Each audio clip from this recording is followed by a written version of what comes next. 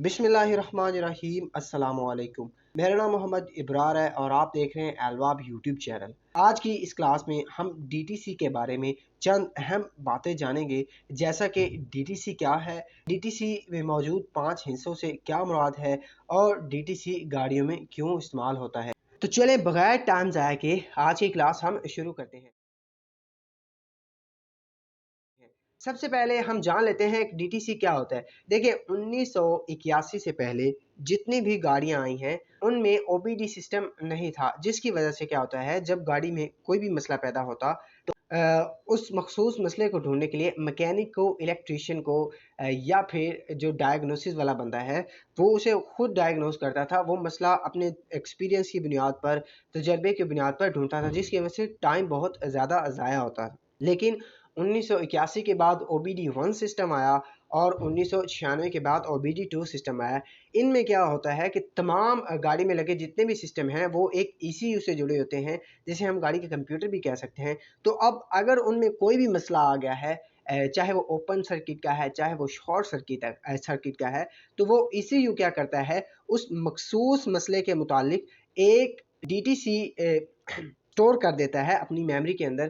तो एक check engine light on होती है, जिसकी वजह से ड्राइवर को पता चलता है, तो वो गाड़ी चलती है फिर वर्कशॉप की तरफ। वर्कशॉप में जो टेक्नीशियन है वो स्कैनर की मदद से स्कैन करता है, तो उसे एक डीटीसी स्कैनर पर नज़र आता है। मिसाल के तौर पर यहाँ पे नीचे लिखा हुआ है P0340 केम शाफ्ट पोजीशन सेंसर ए सर्किट माल फंक्शन। तो कुछ इस तरह का मिसाल, ये एक मिसाल के तौर पर कोई भी हो सकता है यहाँ पे डीटीसी। तो ये मैंने मिसाल के तौर पर P0340 को लिया है। तो अब क्या होगा कि जो टेक्नीशियन है वो इंटरनेट पे जाएगा, वो इस कोड को लिखेगा और इस कोड के मुतालिक हमें वहाँ से बहुत सारी जानकारी मिल जाएगी। अब इस जानकारी की मदद से हम इस मखसूस मसले को बड़ी आसानी से हल कर सकते हैं। इसी तरह गाड़ी में पैदा होने वाले और भी बहुत सारे मसाइल के लिए, हर मसले के लिए एक अलहदा से डीटीसी होता है। तो यहाँ पे अगर हम नीचे देखें तो डीटीसी से मुराद क्या है। लफ्ज़ डीटीसी, तो डी से मुराद है डायग्नोस्टिक, टी से मुराद है ट्रबल और सी से मुराद होता है कोड। तो अगर को नहीं पता कि OBD1 और OBD2 क्या है, तो मैं आई बटन में एक वीडियो का लिंक दे दूंगा, आप वो वीडियो जाके लाजमी देखिए। तो डीटीसी 3 से 4 किस्म के होते हैं। कुछ पी से शुरू होते हैं, पी से मुराद पावर ट्रेन। कुछ सी से शुरू होते हैं, सी से मुराद चेसिस। कुछ बी से शुरू होते हैं, बी से मुराद बॉडी।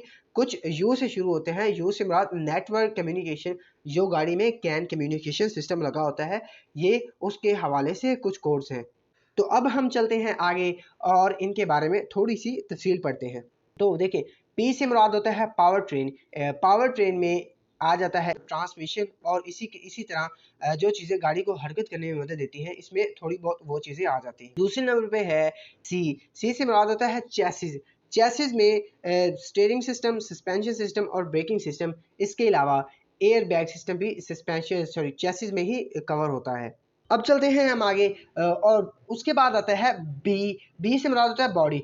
बॉडी में जो पैसेंजर कंपार्टमेंट एरिया है, जो कि गाड़ी में पैसेंजर्स के बैठने के लिए बनाया जाता है, वो सारा एरिया बॉडी में कवर होता है।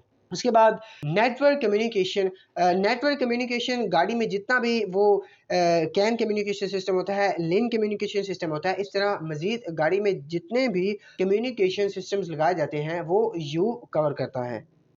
अब चलते हैं हम आगे और जानते हैं कि डीटीसी में मौजूद 5 हिस्सों से क्या मुराद होता है। तो यहाँ पे मैंने मिसाल के तौर पर P0340 को लिया हुआ है। तो सबसे पहले तो P आता है, तो P से मुराद हम पीछे भी पढ़ चुके हैं, पावर ट्रेन है। तो इसकी जगह पे लफ्ज़ बी भी आ सकता है, सी भी आ सकता है, यू भी आ सकता है। अब दूसरे नंबर पे अगर तो ज़ीरो आ जाए तो इससे मुराद जेनेरिक होता है। जेनेरिक से क्या मुराद है कि ये कुछ कोड्स होते हैं जो कि यूनिवर्सल होते हैं।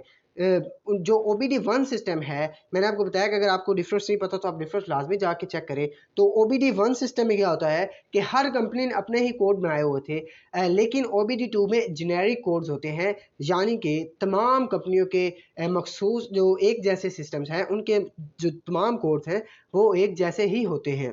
तो अगर इस ज़ीरो की जगह एक लिखा हो तो वो होता है स्पेसिफिक। मैन्युफैक्चर स्पेसिफिक से क्या होता है, जो कंपनी गाड़ियाँ बनाती है उनको एक डील दी जाती है, उनको छूट दी जाती है कि अगर आपने कोई नया सिस्टम लगाना है या कोई एक अलहदा से कोई फॉल्ट अगर आपने बताना है तो वो आप कोड अलहदा से इस गाड़ी के ECU में स्टोर कर सकते हैं। तो अगर P0 आए तो इससे मुराद ये होगा कि ये यूनिवर्सल कोड है। P0 एक आ जाए तो इससे मुराद ये होगा कि ये मैन्युफैक्चर स्पेसिफिक कोड है। अब चलते हैं हम देखते हैं कि P0 उसके बाद अब पहले दो हिस्से कवर हो गया, P कवर हो गया, 0 भी कवर हो गया। अब चलते हैं हम तीसरे नंबर पे। तो ये लिखा हुआ है, इसकी जगह पे एक भी आ सकता है, दो भी आ सकते हैं, तीन भी आ सकता है, चार भी आ सकता है, पाँच भी आ सकता है, छः भी आ सकता है और सात भी आ सकता है। तो देखिए अगर P0 एक लिखा हो तो इससे मुराद ये होगा कि गाड़ी का जो fuel and air metering system है उसमें कोई ना कोई मसला है। अगर P0 दो लिखा हुआ आए तो उससे मुराद fuel and air metering injector circuit only, injectors में कोई ना कोई मसला है। अगर P0 तीन आ जाए तो इससे मुराद ये होगा इग्निशन सिस्टम में कोई ना कोई मसला है, जिसमें इग्निशन कोइल्स वगैरह कवर हो जाती हैं। तो अगर P0 चार आ जाए तो एमिशन सिस्टम्स, जिसमें ऑक्सिलरी एमिशन कंट्रोल्स वगैरह, इस सिस्टम में कोई ना कोई मसला होगा। अगर P0 5 आ जाए तो vehicle speed control, idle control system और ऑक्सिलरी इनपुट्स के हवाले से कोई ना कोई मसला हो सकता है। अगर P0 6 आ जाए तो कंप्यूटर गाड़ी का जो ECU है और उसके अलावा इसका जो आउटपुट सर्किट है, जो ECU डेटा को प्रोसेस करने के बाद जो सिग्नल आउटपुट भेजता है, उसमें कोई ना कोई मसला है। इसी तरह P0 3 आ जाए तो इससे मुराद ये होगा कि ट्रांसमिशन, गाड़ी के जो ऑटोमेटिक ट्रांसमिशन है उसमें कोई ना कोई मसला है। तो इसके अलावा नीचे कुछ A, B और C वगैरह लिखे हुए हैं, तो ये हाइब्रिड सिस्टम के लिए होते हैं। अब चलते हैं हम आगे। पहला हिस्सा P कवर हो गया, दूसरा हिस्सा 0 कवर हो गया, तीसरा हिस्सा 3 ये भी कवर हो गया है। अब आखिरी दो हिस्से इकट्ठे होते हैं, इनसे मुराद होता है फॉल्ट डिस्क्रिप्शन।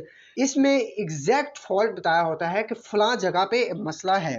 तो ये आप इंटरनेट पे इस पूरे कोड को लिखकर इस कोड की इंफॉर्मेशन बड़ी आसानी से हासिल कर सकते हैं। मैं आपको हमेशा यही मशवरा दूंगा, जब कभी भी कोई गाड़ी आपकी वर्कशॉप पे आए तो जो भी फॉल्ट कोड आए, अगर आपको उसके बारे में थोड़ी बहुत भी जानकारी है नहीं है, तो आपने क्या करना है कि इंटरनेट पे जाना है, थोड़ा बहुत उस कोड के मुतालिक आपने पढ़ लेना है या फिर कोई एक आध वीडियो देख लेनी है। इससे क्या होगा कि जो भी कोड है, जो भी मसला है गाड़ी में, उसे आप बड़ी आसानी से ढूंढ सकते हैं। इसीलिए हमेशा जो भी कोड है उसे इंटरनेट पर लाजमी पहले चेक करें और उसके बाद वो मसला हल करें। बोलो, आज की वीडियो में इतना ही। अगर इस क्लास में आपको कोई चीज़ नहीं समझ आए तो आप कमेंट बॉक्स में लाजमी लाजमी पूछें। एलवाब को सब्सक्राइब करें, बेल आइकन को प्रेस करके ऑल पे क्लिक कर दें ताकि हर आने वाली नई वीडियो आप तक सबसे पहले पहुँचे। इंशाल्लाह मिलते हैं अगली क्लास में। अल्लाह हाफिज़।